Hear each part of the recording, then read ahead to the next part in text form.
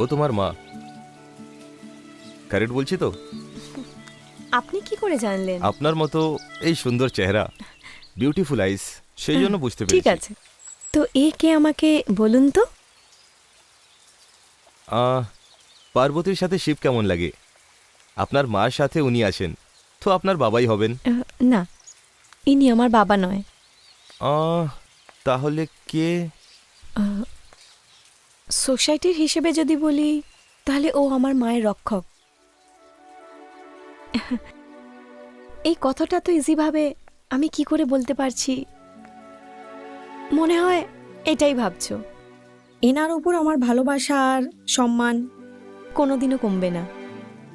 আমার মা ওনাকে অনেক ভালোবাসেন, সম্মান করেন, আর আমি আমার মাকে ভালোবাসি আর সম্মান করি। তাই আমি এনাদের ভালোবাসি, সম্মান করি, ব্যাস। এর আগে আমি আর কিছুই ভাবি না। হ্যাঁ, একটা কথা, এদের দুজনের সম্পর্ক নিয়ে আপনার কি মনে হয়? আমার ও মাই গড,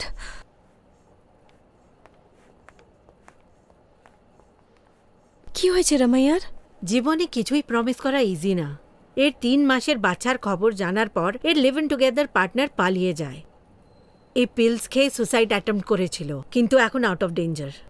ভালোভাবে যদি বিয়ে করে নিত তাহলে এর এই গতি হতো না। আজকালকার মেয়েদের বুদ্ধিভ্রষ্ট হয়েছে। লিভ ইন টুগেদার না, ননসেন্স। দেখো, অনেক দিন থেকে আপনার প্রশ্নের জবাব দিতে পারিনি। বিয়ে ভালো না লিভিং টুগেদার ভালো? আমার হিসাবে যেই রিলেশনে ভরসা আছে সেই রিলেশন ভালো। কেন বিনা ভরসার রিলেশনশিপের কোনো মানেই নেই, বুঝতে পারছো তো? একটা রিলেশনে ভালোবাসা থাকলে সবাই একসাথে থাকে। তাহলে তোমাকে একজন ভালোবাসবে। I mean it.